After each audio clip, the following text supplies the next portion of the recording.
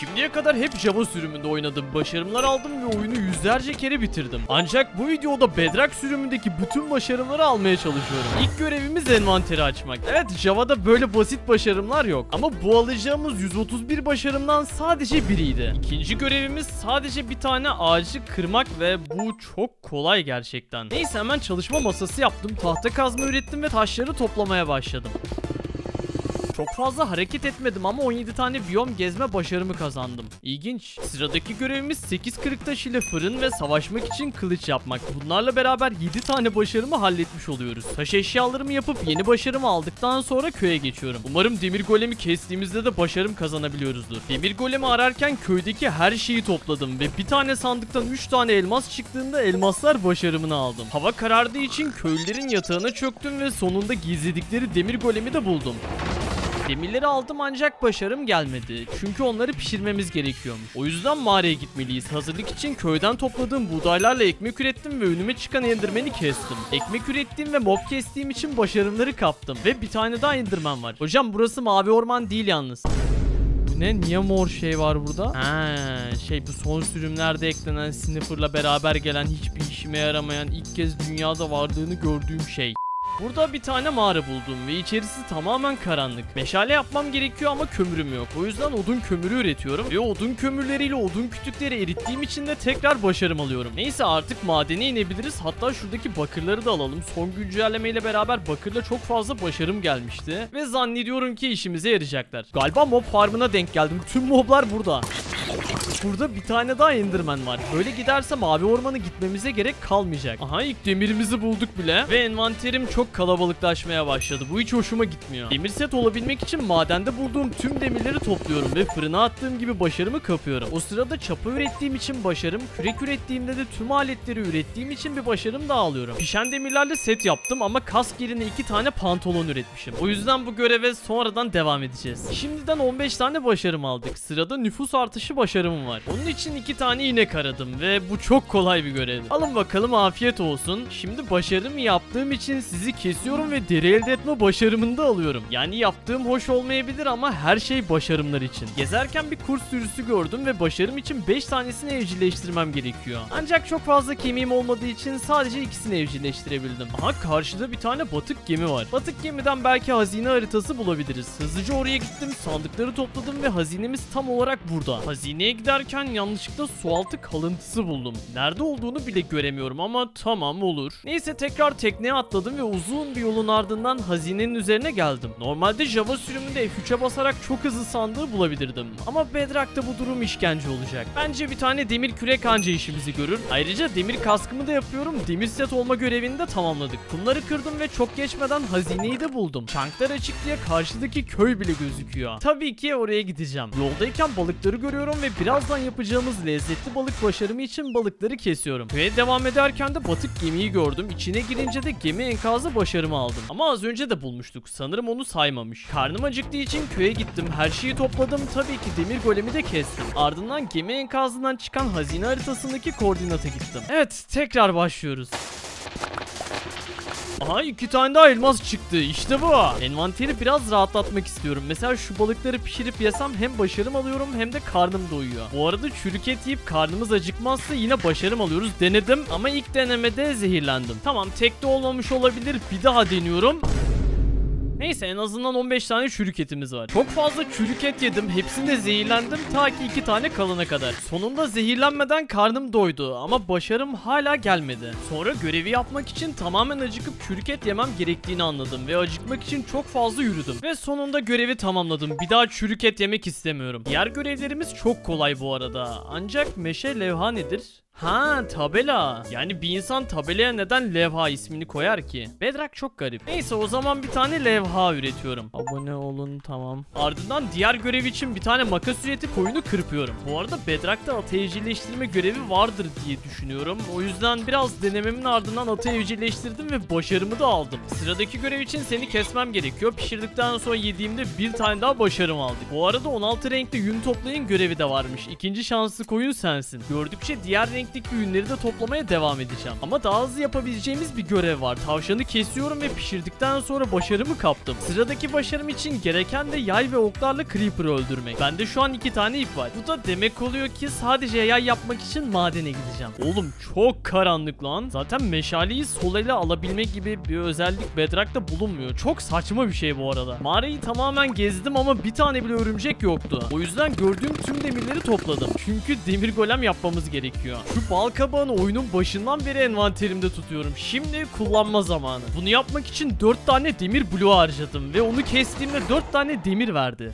%90 zarar etsek de başarımı kaptım. Yay üretmek için madene tekrar gittim. Birkaç tane mob kestim ve iskeletten yay düştü. Ama canı çok azmış. Aslında yeni bir yay üretsek daha iyi olacak. Bu yüzden daha da derinlere indim. Elmas falan buldum ama bir tane bile örümcek bulamadım. Bu çok saçma değil mi? Birkaç dakika sonra. Aha bir tane örümcek. Hadi bana ip ver bir tane. İşte bu. O zaman bu yayı fırlatıyorum ve 0 kilometre bir tane yay yapıyorum. En yakın arkadaşım başarım yapabilmem için gelmiş. Onu kesiyorum ve başarımı kaptım. Aha tüccar köylü gelmiş. Hemen lamaları kesiyorum ve kayışları alıyorum. Artık kayışlar üretilebiliyor gerçi ama benim ipim yok. Yeni başarımı almak için etrafta gezerken gri koyun gördüm ve tüm koyun varyasyonlarını aramaya başladım. 16 farklı renkli yünü toplayınca bu başarımı da aldım. Koyun görevini bitirdikten sonra oselot buldum ve ona bir tane balık verdiğimde hemen evcilleşti. Bu sayede bir başarım daha elde ettik. Listeyi kontrol ederken gözüme bir başarım çarptı. 2 dakika boyunca suyun altında kalmak. Hemen suyun içinde magma küpü buldum ve shift'e basarak bekledim. Ve 2 dakikanın sonunda görevi tamamladım. Çok kolaydı. Yakınlarda bambu ormanı vardı. Bambuları topladım ve pandaları çiftleştirince başka bir başarım daha aldım. Şimdi yağmacı karakolu buldum ve buradan baskın başlatabilmek için iksir almamız gerekiyor.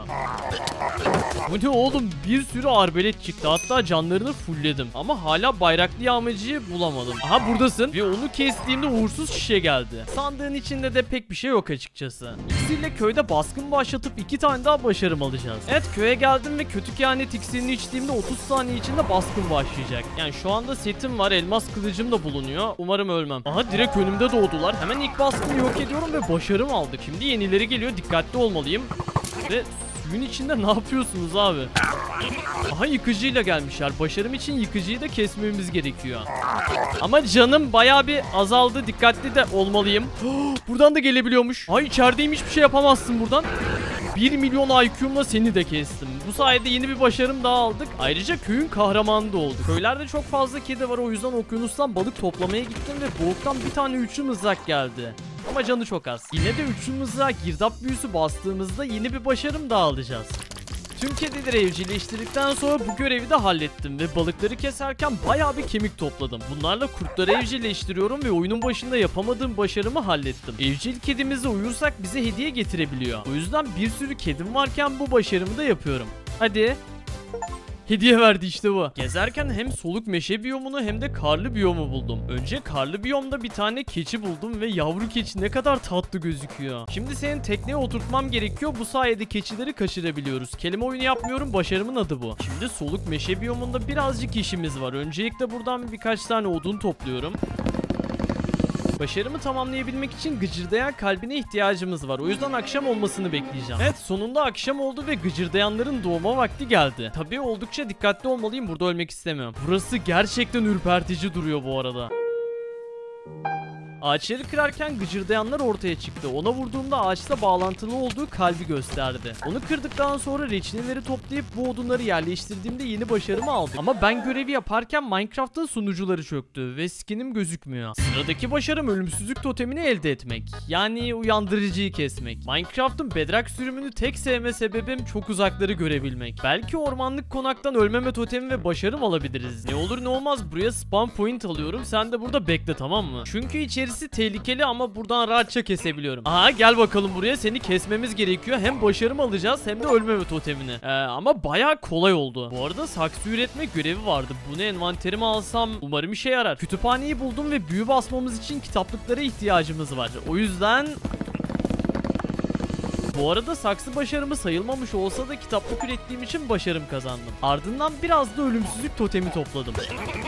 Oo, buraya beleş zümrüt farmı yapmışlar. Evet, geri geldim. 3 tane ölümsüzlük totemimiz ve 52 tane kitaplığımız var. Ha, bu arada tüccar köylü gelmiş. Abi kayışlar bana lazım olacak, o yüzden lamanı kesiyorum. Üzgünüm. Kayışları topluyorum çünkü birazdan lama konvoyu yapacağız. Bu arada karşıda tekrardan bambuları gördüm. Bambuları toplamadan önce de kovaya bir tane balık almamız gerekiyor. Bu çok kolay bir görev. Neden yapmamışım bilmiyorum. Gel bakalım buraya. Sıradaki başarım için iskele ile inşaat sınırına ulaşmamız gerekiyor. O yüzden bambu topluyorum. Bunlarla da 36 tane iskele yaptım. Başarımı yapabilmek için 320. katmana kadar çıkmamız gerekiyor. Ve daha fazla iskele için ipe ihtiyacım var. O yüzden madene indim ve mineshaft'i buldum. Burada çok fazla örümcek ağı topladım. İskele üretiyorum ve bence bu kadarı fazlasıyla yeter. Bu arada hazır kızıl taşı görmüşken dağıtıcıyı da üretiyorum. Bu sayede bir başarım. Bileme taşından büyü çıkardığım için bir tane daha başarım aldım. Saatlerdir oynuyorum ve Minecraft'ın serverları hala daha çökük. Yani Steve olmaya devam edeceğim. Bu arada hazır buraya kadar gelmişken rayları da toplamam gerekiyor. Çünkü ileride birkaç tane görev için kullanacağız.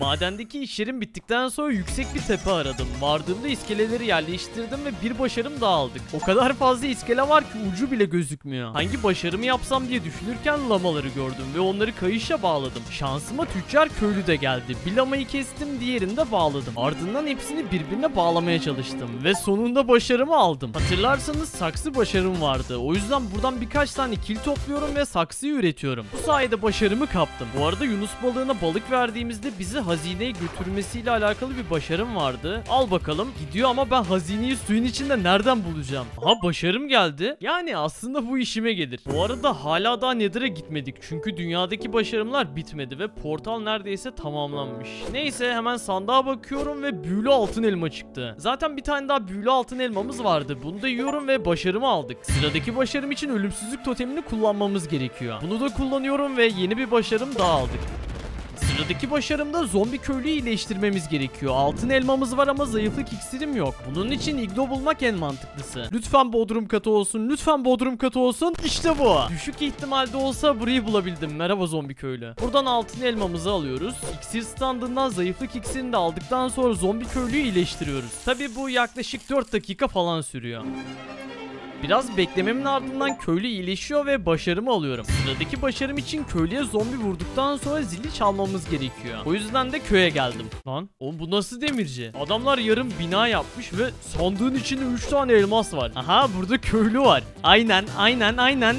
Zili çaldım ve başarım da geldi. Allah, ne diyeyim, zorlamadı bile. Sıradaki başarım için 3 gün boyunca sadece deniz yosunuyla beslenmemiz gerekiyor. O yüzden okyanustan yosunları topladım ve fırına attım. Yosunlar pişerken elimdeki eşyalarla da büyü masası üretince yeni bir başarım daha aldım. Fırında yakıt olarak lav kovası ve kurutulmuş su yosunu bloğunu kullandığım için 2 tane daha başarım alıyorum. Kurutulmuş su yosunlarını 3 gün yemem gerektiği için gezerken yiyorum, akşam oldukça da uyuyorum. 3 gün boyunca deniz yosunu yediğim için başarım aldım ve Minecraft skinim de geri geldi. Sırada 7 farklı deniz biyomuna gitme başarım var ve bu görev için abartısız binlerce blok gezdim ve beklemediğim bir anda başarımı kaptım. Aha, sonunda geldi. Ayrıca denizi gezerken okyanus harabelerine baktım ve bataklıktan birkaç tane slime kestim. Sıcak okyanuslarda deniz hıyarları topladım ve 4'ünü aynı bloğa koyunca başarım aldım. Sıradaki başarımda 4 deri zırhı farklı renklere boyamamız gerekiyor. Öncelikle kazan ürettim, suyu farklı renk yaptım, sonra tüm deri zırhları boyadım ve başarımı kaptım. Sırada hedef bloğu başarım var ve bu aşırı kolay. Yapmam gereken hedefi tam 12'den vurmak ve dibinden yapabiliyorum. 30 tane zümrüt harcayarak köylülerle ticaret yapmamız gerektiği için pek işime yaramayacak olsa da biraz eşya alıyorum. Hepsi başarımları tamamlayabilmek için.